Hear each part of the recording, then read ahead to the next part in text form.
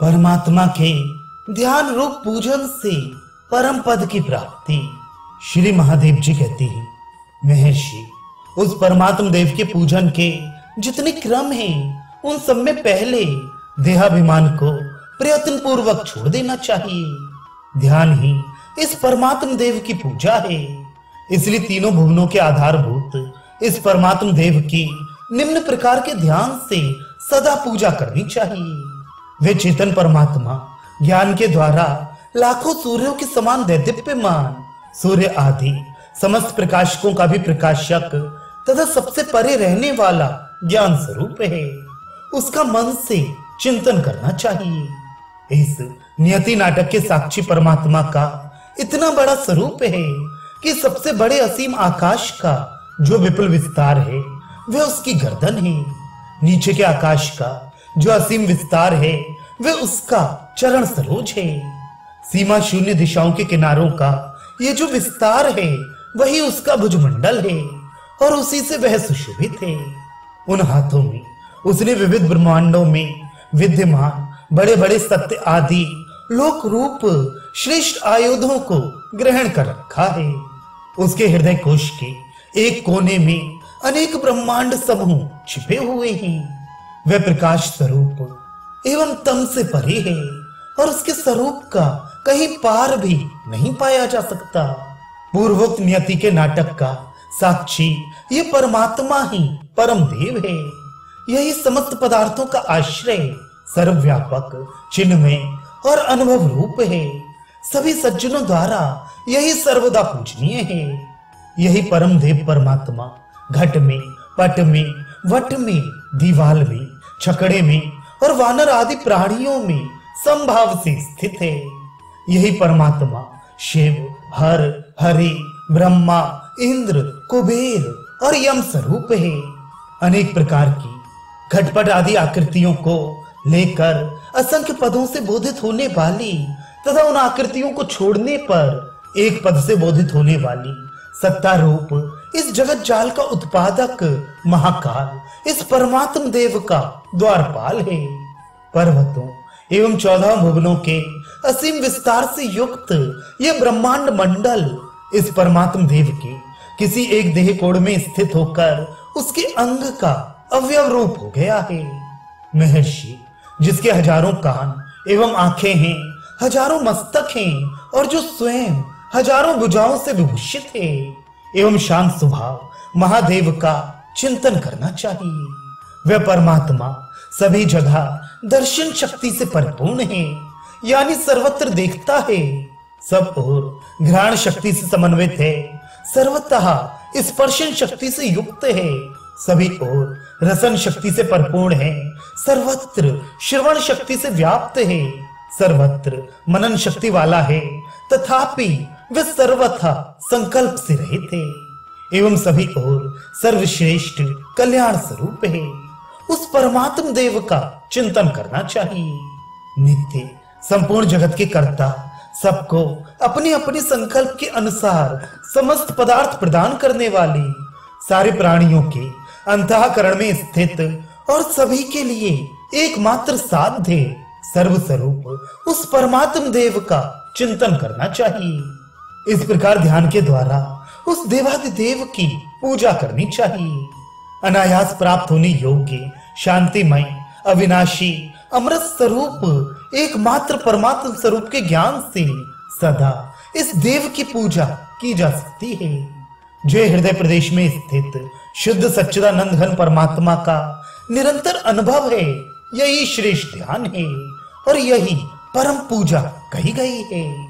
देखते सुनते, स्पर्श करते, सूंघते खाते, चलते सोते, श्वास प्रश्वास लेते, बोलते, त्याग करते और ग्रहण करते, सभी समय मनुष्य को शुद्ध चिन्मय परमात्मा के ध्यान में ही तत्पर रहना चाहिए। इस परमात्मा के लिए शुद्ध ज्ञान रूप ध्यान ही प्रियतम वस्तु है, अतः ध्यान ही उसके लिए उपहार है, ध्यान ही उसके लिए अर्घ्य, पाद्य और पुष्प है। मुनि, ये परमात्म देव ध्यान से ही प्रसन्न होता है। इस प्रकार आठों पहर ध्यान द्वारा पूजन करने से मनुष्य परम धाम में निवास करता है।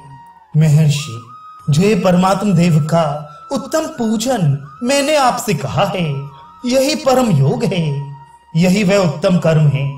आत्मरूप वशिष्ठ जी, जो मनुष्य दुख और विक्षेप से रहित हो, सारे पापों के विनाशक एवं परम पवित्र इस ध्यान रूप पूजन को करेगा, उस समस्त बंधनों से मुक्त और ब्रह्म तत्व को प्राप्त पुरुष की जगत में सुर एवं असुर वैसे ही वंदना करेंगे जैसे वे मेरी वंदना करते हैं।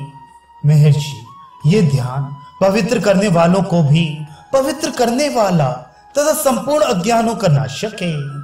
अतः शरीर में स्थित समस्त ज्ञानों के उत्पादक एवं बोधक परम कल्याण स्वरूप इस परमात्म देव का अपने अंतःकरण से नित्य ही ध्यान करना चाहिए। सबके हृदय रूपी गुहा में स्थित समस्त ज्ञान और ज्ञेय के ज्ञाता, संपूर्ण कर्मों के कर्ता और समस्त ज्ञानों के स्मर्ता, संपूर्ण प्रकाशों से भी अधिक प्रकाश रूप तथा सर्वव्यापी परम शिव परमात्मा का ध्यान करना चाहिए।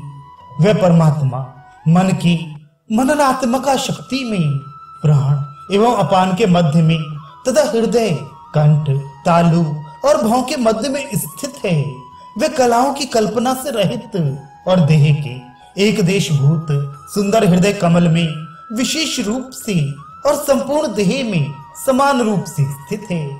वह परमात्मा केवल चेतन और शुद्ध ज्ञान स्वरूप है, उसका चिंतन करना चाहिए। इसके सिवा ध्यान का एक दूसरा प्रकार यह है कि मैं जीवात्मा ही पर छिद्र शून्य आकार वाला अनंत स्वरूप, संपूर्ण पदार्थों से परिपूर्ण, सब वस्तुओं का पूरक एवं अखंड अद्वितीय शिव स्वरूप परमात्मा हूँ। इस प्रकार स्वच्छ और अलौकिक भावना करके देव भाव से परिपूर्ण ये जीवात्मा महान परमात्मा बन जाता है। वह परमात्मा को प्राप्त पुरुष सब में सम रहता है, उसका व्यवहार भी समान होता है, उसका ज्ञान भी सम होता है, उसका भाव भी सम होता है, उस सौम्य पुरुष का उद्देश्य भी महान सुंदर होता है। वह देहपात पर्यंत अखंड तत्व ज्ञान से युक्त होता हुआ चिरकाल तक निरंतर परमात्मा का ध्यान रूप पूजन ही करता रहता है। इसलिए मनुष्य को उचित है कि सज्जनों के हृदय में रहने वाली चंद्रमा की भांति शीतल मधुर स्वभाव दृढ़ मैत्री से हृदय प्रदेश में स्थित उस परमात्म देव की ध्यान रूप पूजा करे। दुष्टों की उपेक्षा, दुखियों पर दया, पुण्यात्माओं के प्रति हृदय की नित्य प्रसन्नता की भावना से, शुद्ध सामर्थ्य की पद्धति से और ज्ञान रूप ध्यान से उस परमात्म देव की पूजा करे। प्रारब्ध से प्राप्त संपूर्ण इष्ट एवं अनिष्ट पदार्थों में सर्वदा ही परम समता का आश्रय लेकर नित्य चेतन परमात्मा का ध्यान रूप व्रत करना चाहिए। अनुकूल और प्रतिकूल की प्राप्ति में सम होकर नित्य चिन्मय परमात्मा के ध्यान रूप व्रत का अनुष्ठान करना चाहिए। ये मैं हूँ और यह मैं नहीं हूँ, इस प्रकार के भेद को छोड़ देना चाहिए तथा ये सब ब्रह्म ही है, इस प्रकार निश्चय करके नित्य चिन्मय परमात्मा के ध्यान रूप व्रत का आचरण करना चाहिए। महर्षि, इस परमात्मा के ध्यान रूप पूजा के विधान में जो द्रव्य संपत्तियां बतलाई गई हैं, वे सब एकमात्र समता रूप रस से परिपूर्ण होने के कारण मधुर रसवती ही हो जाती हैं। रसमयी शक्ति समता मधुर और अतीन्द्रिय है। उस समता से जो भी दृश्य विषय भावित होगा वह तत्क्षण ही अमृत तुल्य मधुर हो जाएगा। समता रूप अमृत से जो जो भावित होता है वह सब परम मधुरता को प्राप्त होता है। ब्रह्मैक्य के दर्शन स्वरूप समता से स्वयं आकाश की तरह विकार शून्य होकर मन के लय होने पर जो स्वाभाविक स्थिति है वही परमात्मा की ध्यान रूप पूजा कही जाती है। महात्मा ज्ञानी को पूर्ण चंद्र की भांति परिपूर्ण समता के द्वारा समान ज्ञानवान एक चिन्मय स्वच्छ और स्फटिक शिला की तरह निर्मल एवं दृढ़ होना चाहिए, जो भीतर आकाश की तरह विशाल और बाहर न्यायता प्राप्त कार्यों को करने वाला, आसक्ति से रहित एवं परमात्मा के यथार्थ तत्व का पूर्णतया ज्ञाता है, वही सच्चा उपासक है। अज्ञान रूप मेघों के नष्ट होने पर स्वप्न में भी, जिसमें राग द्वेष आदि हृदय विकार नहीं देखे जाते, तथा जिसका अहमता ममता रूप कोहरा शांत हो चुका है, ऐसे निर्मल आकाश के समान वे तत्वज्ञ सुशोभित होता है।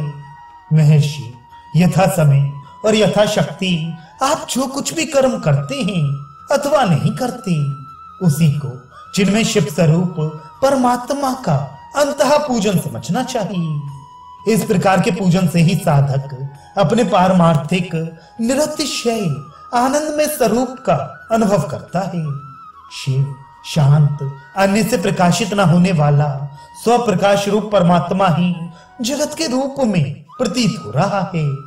ब्रह्मन, भूत, भविष्य, वर्तमान तीनों जगत में व्यापक परम विशुद्ध चेतन परमात्मा रूप ईश्वर के स्वरूप का वाणी से वर्णन भी नहीं किया जा सकता। इसलिए वशिष्ठ जी तुच्छ दृष्टि का परित्याग करके और अपनी अखंड दृष्टि का आश्रय लेकर सम, निर्मल मन, शांत, राग और दोष से रहित तथा शोक रहित बुद्धि से युक्त होकर आप न्यायतः प्राप्त पदार्थों से परमात्म देव की पूजा करते हुए स्थित रहें।